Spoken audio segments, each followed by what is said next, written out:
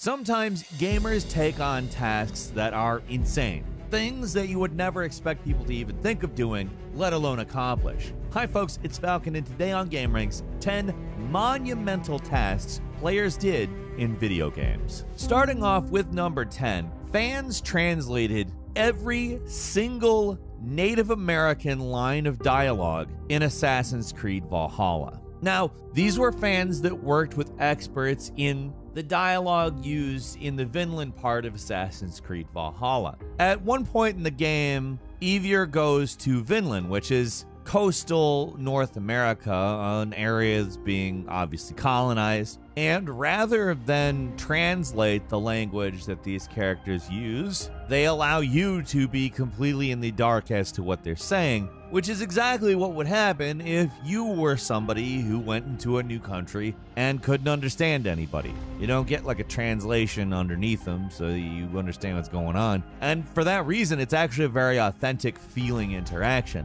The group that translated this is called Access the Animus. And considering that the language used in these sections is actually a real language, this might actually be a little less impressive than when they managed to crack the code with Isu, the made-up language that we see in the series elsewhere. I mean, that's some pretty serious dedication, in all honesty.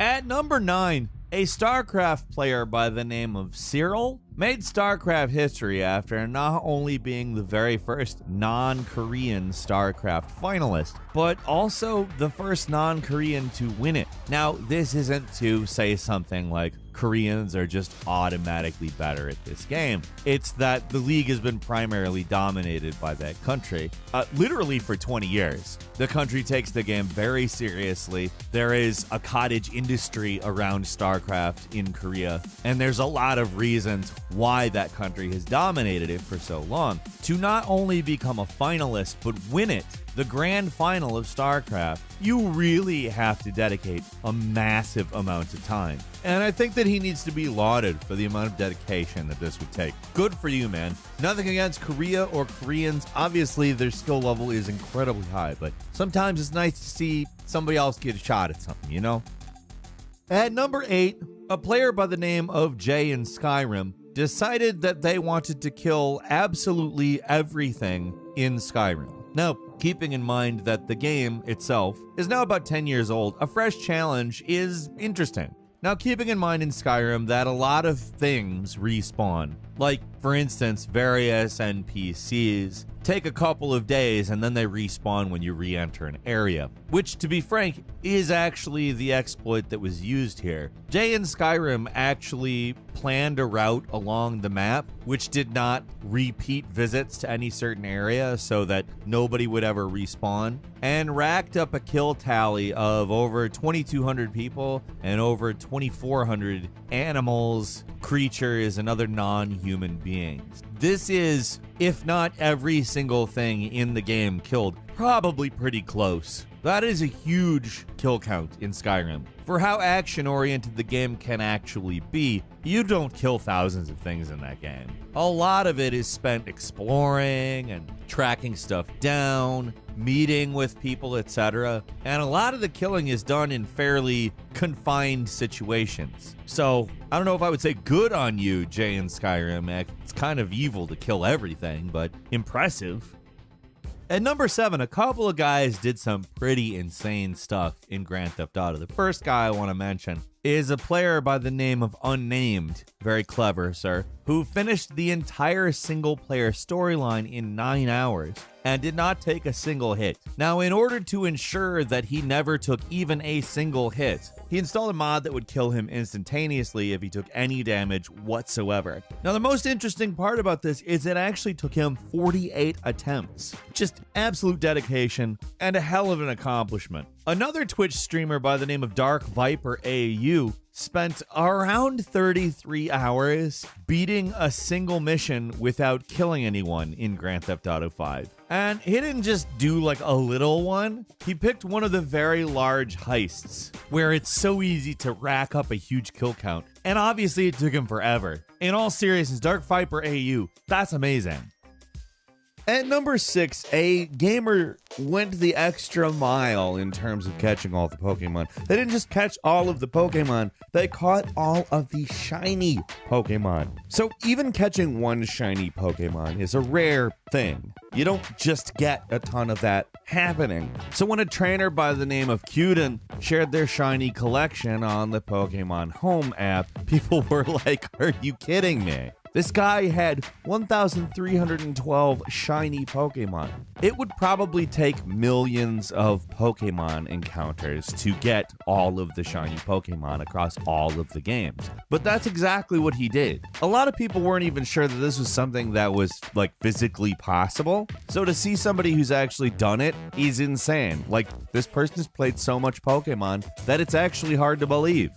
At number 5, a guy actually beat Fallout 4 without killing anyone, which is, I mean, let's just go ahead and talk about what Fallout 4 actually is. It is a game that absolutely 100% demands that you commit murder. And that's not like a thing saying, oh, it's just really hard. It's the how they designed the game. That is how Bethesda set forward and was like, okay, this is a action RPG shooter. Older Fallout games did allow you to play without killing, for the most part at least, but Todd Howard explicitly said, I don't know if you can play the whole game without violence. So we've talked about this kind of playthrough before. A player by the name of Kyle Hickney basically tricks the game into doing all the violence for him. That way, he gets 0 kills. He doesn't kill any robots, doesn't kill any people, doesn't kill anything. And he documented all of it. And in order to get XP, he has to just constantly build stuff in settlements to get necessary skills in order to progress in the game.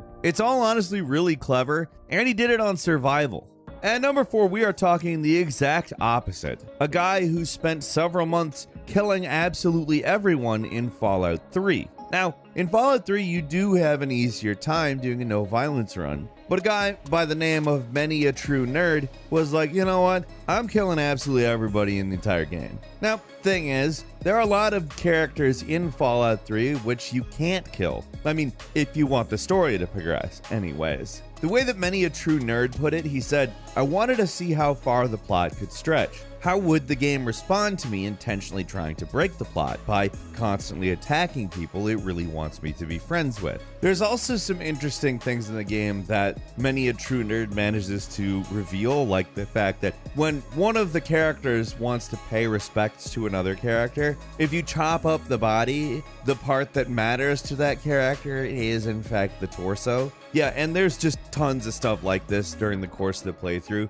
By the end of the playthrough, he actually killed 3,012 people. And everybody who it does not allow you to kill, he knocked unconscious at least once. At number 3, a gamer running a channel by the name of Slackinator did the first 100% genuine damageless playthrough of Ninja Gaiden. Now, there are a lot of quote-unquote damageless playthroughs that do take a hit from a demon boss, which drops its head at you, and it's impossible to avoid. Now, Slackinator figured out how to do this while killing the head. And what you need to do that is an incredibly complex maneuver in which you negate the animation, which takes a while to slash, so that you can slash more times in the air than you can by default, and then hold the controller a very specific way as to be able to button mash and hit the slash button many times in a second. Now, without negating the animation or doing that maneuver, you're able to slash 2 times in the air because the animation takes so long to get through. Negating that animation and doing the maneuver allows you to slash about 6 times in the air, and after many tries, Slackinator was able to destroy this head as it was dropping onto the ground so that he did not have to deal with the unavoidable tumbling of the head and could just completely proceed, making it the 100% first genuine damageless playthrough uploaded to YouTube. And frankly, he talks about the odds, and you not only have to get through the entire game without getting hit, you also have to not get hit by a stray shrimp which is being thrown by the demon, but you also have to pull off the maneuver, which he said took him at least 20 tries. 20 tries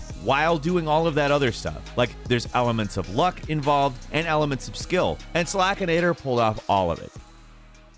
At number 2, an old school RuneScape player by the name of Lynx Titan was the first player to reach 200 million XP in all 23 skills on December 28, 2018, which, by the way, ranked him permanently at number 1 on all the old school RuneScape high scores unless a new skill becomes released, which would allow him to, keep trying to do that. There are estimates that this guy plays between 17 and 18 hours a day, and a lot of people consider this guy to be the most efficient, if not the best, RuneScape player of all time. He also plays RuneScape 3 on an account called Forsberg888, and he has a ton of really impressive achievements there, but it's really in old school RuneScape that Lynx Titan totally rules.